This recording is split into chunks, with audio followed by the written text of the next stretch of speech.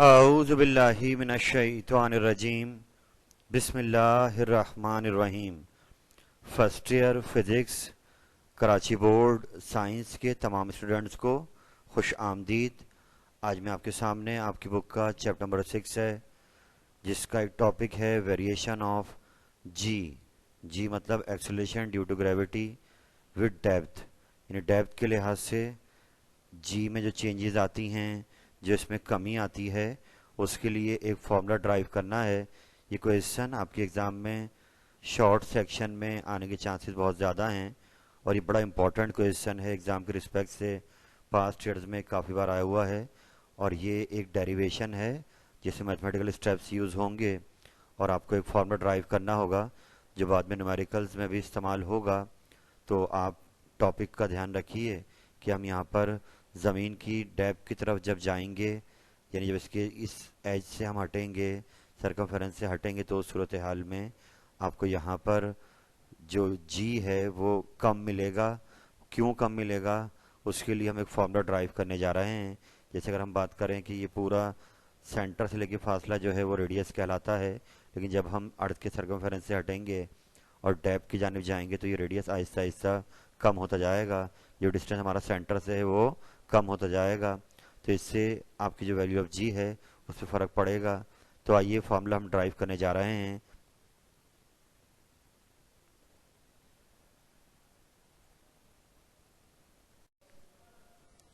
तो बेटा यहाँ पर ये डायग्राम भी आपको ये बात समझा रही है कि जब हम ज़मीन के एज पे होते हैं तो यहाँ वैल्यू ऑफ जी 9.8 है और हमारा distance from the centre of earth क्या कहलाता है, रेडियस। लेकिन जब हम ज़मीन की डेप्थ की जानी जाते हैं, जस्ट लाइक जैसे आप इसको हॉलो स्फीयर ट्रीट करें और आप डेप्थ की जानिब जाएं, तो उस सूरत हाल में हमारा डिस्टेंस जो अर्थ के सेंटर से है वो कम होता जाएगा और इस सूरत हाल में वैल्यू ऑफ जी पर फ़र्क पड़ेगा, उसमें वेरिएशन आएगी और वो वैल्यू ऑफ जी कम हो जाएगी। यानी अगर हम डेप्थ की तरफ जाएं या हम हाइट की जानिब जाएं, ऊपर एल्टीट्यूड की तरफ, दोनों सूरतों में वैल्यू ऑफ जी आपकी कम होगी। तो इसका फॉर्मूला आज हम डेप्थ का ड्राइव करने जा रहे हैं। तो लेट्स मूव फॉरवर्ड।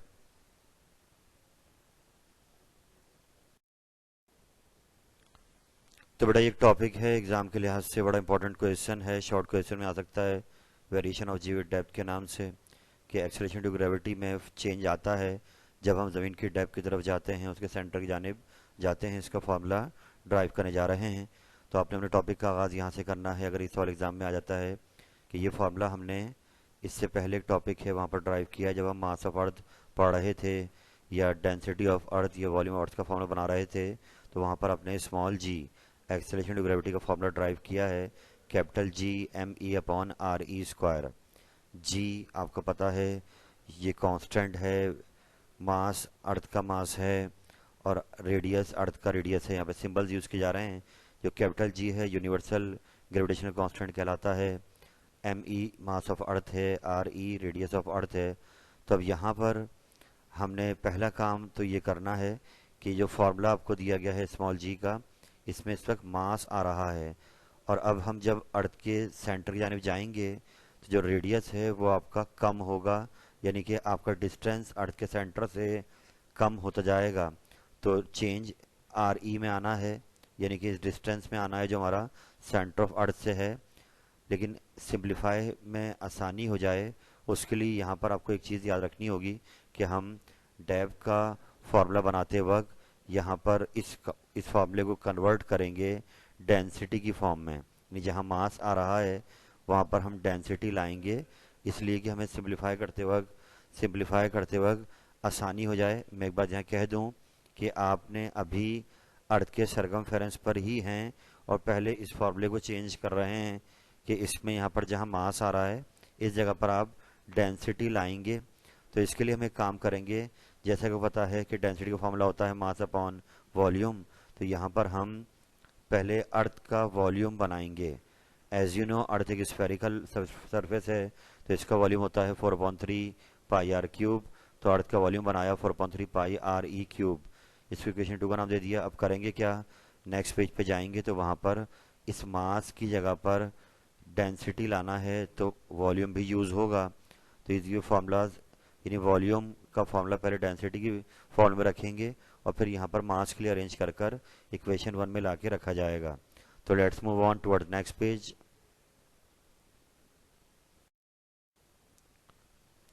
तो अब सिलसिले को आगे बढ़ाते हैं। जैसे कि लास्ट पेज में तस्करा किया था आपसे कि जो फार्मूला है स्मॉल जी का, वो मास की फॉर्म में हम उसको पहले डेंसिटी की फॉर्म में लेकर जाएंगे। तो फार्मूला क्या होगा, density equal to mass upon volume.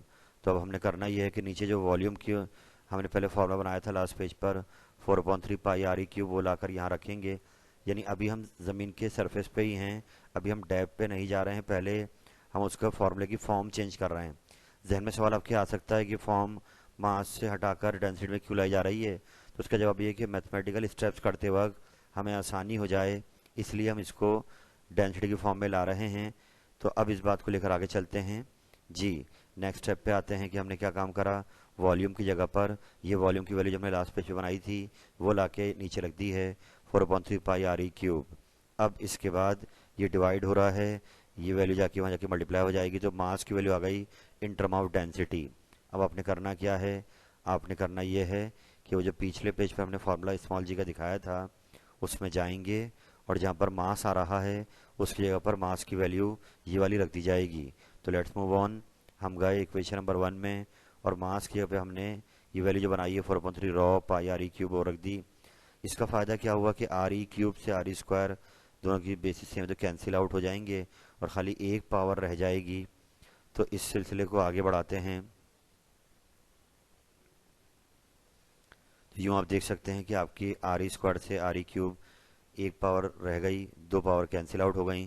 तो ये फार्मूला भी अभी भी हम अर्थ के सरकमफेरेंस पर ही हैं, मगर वो इन टर्म ऑफ डेंसिटी आ गया है। और अच्छी बात गौर करें इसमें ये हुई है कि रेडियस पे से स्क्वायर हट गया है। जैसे लास्ट फॉर्म में स्क्वायर आ रहा था, तो यही मेन वजह थी कि सिंप्लीफाई करते वक्त हमने इसको अपने लिए आसान कर लिया है। और अब ये स्मॉल जी बन गया है at the surface of earth in term of density. लेकिन इसका बेनिफिट क्या हुआ कि अर्थ के रेडियस की पावर 1 आ गई है। तो अब हम आगे जाएंगे। अब नेक्स्ट काम क्या करेंगे, वो हम टॉपिक वाला काम करेंगे कि हम ज़मीन की डेप्थ की तरफ जाएंगे। तो चेंज किस में आएगा, रेडियस में, जिसका इफेक्ट किस पे पड़ेगा, स्मॉल जी पर। तो चलते हैं नेक्स्ट पेज पर।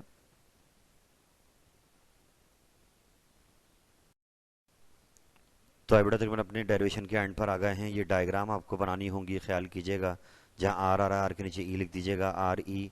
देख सकते हैं आप, जब हम अर्थ के बिल्कुल एज पे थे तो वहाँ पर हमारा डिस्टेंस सेंटर से रेडियस ऑफ अर्थ के बराबर था। लेकिन जब हम थोड़ा डेप्थ में आएंगे, इस पॉइंट पर अगर रुकेंगे, तो जितनी डेप्थ हम कवर करेंगे वो हमारे इस डिस्टेंस को भी कम कर देगी। और अब सेंटर से फासला हमारा आर ई नहीं रहेगा, ये आर नहीं रहेगा, बल्कि आर में से वो डेप्थ माइनस करनी पड़ेगी जो हमने अंदर आते हुए कवर की है। तो आइए सिलसिले को आगे बढ़ाते हैं। यानी वो फार्मूला जो हमने पीछे बनाया था स्मॉल जी का in term of radius and density, उसमें चेंज आएगा अगर हम ज़मीन की तरफ जाते हैं, डी डिस्टेंस कवर करते हैं। तो चेंज किस में आएगा, रेडियस में, कि वो डिस्टेंस जो अर्थ के सेंटर से पहले आर ई था वो अब कम होकर कितना रह जाएगा, आर ई माइनस डी। बाकी सारे कांस्टेंट हैं, इन पे फ़र्क नहीं पड़ेगा, खाली डिस्टेंस चेंज होगा फ्रॉम सेंटर ऑफ अर्थ। तो एक इक्वेशन हमने पहले बनाई थी, इक्वेशन 3 नाम दिया था, एक ये बना ली। वो मैं याद दिला दूँ आपको कि इक्वेशन 3 ये बनाई थी आपने जब हम बिल्कुल अर्थ के सरफेस पे थे। और अब हमने बना ली इक्वेशन 4 जब हम थोड़ा डेप्थ में आ गए। तो अब आपको डेरिवेशन करते वक्त जी डैश के लिए एक फार्मूला बनाना है। यानी जी डैश वो वैल्यू ऑफ जी है एक्सेलरेशन ड्यू टू ग्रेविटी की जो डेप्थ में जाने के बाद बनी है। तो अब मैथमेटिकल स्टेप आपको याद करना होगा कि हम इन दोनों इक्वेशंस को डिवाइड करा देंगे। यानी इक्वेशन 3 और इक्वेशन 4 को डिवाइड करा देंगे। तो आइए, ये लाइन आपने लिख दी कि dividing equation 4 by equation 3। Equation 4 को ऊपर रखेंगे, इक्वेशन 3 को नीचे, लेफ्ट साइड को लेफ्ट से डिवाइड कर दिया, राइट साइड को राइट से डिवाइड कर दिया। और बहुत ही आसान सी डेरिवेशन है, कैपिटल जी कट जाएगा, 4/3 कट जाएगा, रॉ कट जाएगा, पाई कट जाएगा, तो खाली नीचे आर ई बचेगा। और अब मैथ का रूल है कि हम एलसीएम ब्रेक कर सकते हैं, तो हमने आर ई को दोनों के नीचे अलग अलग कर दिया। यानी अब आप देखें फ़ायदा, देखें अगर हम इसको मास की फॉर्म में चलाते तो वहाँ पे आर ई पे स्क्वायर आ रहा था, लेकिन डेंसिटी की फॉर्म में लाने से फ़ायदा क्या हुआ, आर ई पे 1 पावर आ गई, जो सॉल्व करने में हमें आसानी हो गई। यानी आपको उस बात का जवाब मिल गया होगा कि हम उसको वॉल्यूम यानी कि डेंसिटी की फॉर्म में क्यों चेंज करा, ताकि रेडियस बाद में आसानी से सॉल्व हो जाए। अब अगला स्टेप ये होगा कि आर ई से आर ई क्या हो जाएगा, कैंसिल, तो यहाँ 1 रह गया, माइनस डी अपॉन आर ई। और अब ये स्मॉल जी डिवाइड का है, वहाँ क्या हो जाएगा, मल्टीप्लाई। तो लीजिए वो वेल फेमस फार्मूला तैयार हो गया है, जो हम कहलाते हैं कि variation of G with depth के रिस्पेक्ट से जो नई एक्सेलरेशन ड्यू ग्रेविटी बनती है, ये उसका फॉर्मूला आ गया है। और ये क्लियरली शो कर रहा है कि जो वैल्यू ऑफ जी 9.8 आपको मिलती है, ये अब कम हो जाएगी। अगर आप मैथमेटिकल गौर करें तो ये डी वो डिस्टेंस है जो आपने अंदर जाने कवर किया है। तो रेडियस ऑफ अर्थ बहुत बड़ी वैल्यू होती है, 6.4 एक्सपोनेंशियल 6 मीटर। तो डी रेडियस के मुकाबले बहुत छोटा होता है। तो मैथ ही कहती है अगर फ्रैक्शन आ जाए, छोटी वैल्यू ऊपर बड़ी वैल्यू नीचे, तो जवाब फ्रैक्शन या डेसिमल में आता है, पॉइंट्स में आता है, वन से छोटा आता है। अब वो वन में से जब आंसर माइनस होगा तो वो इस वन को छोटा कर देगा, और जब ये वैल्यू वन से कम हो जाएगी और ये जाके 9.8 से मल्टीप्लाई होगी, तो ये 9.8 को छोटा कर देगी। जो नई वैल्यू ऑफ जी बनेगी वो लाजमी क्या हो जाएगी, कम। तो हम यहाँ कमेंट दे सकते हैं कि वेरिएशन जो जी में आया है वो क्लियर इंडिकेट कर रहा है जब हम इनसाइड द अर्थ जाएंगे तो Aahista Aahista value of ji decrease होती रहेगी, और यहाँ तक कि अगर हम बिल्कुल अर्थ के सेंटर में आ जाएंगे तो ये डी आर ई के बराबर हो जाएगा, और आर ई से आर ई कट जाएगा, और वन माइनस वन क्या हो जाएगा, जीरो। तो हम कह सकते हैं अर्थ के बिल्कुल सेंटर वैल्यू ऑफ जी क्या हो जाती है, जीरो।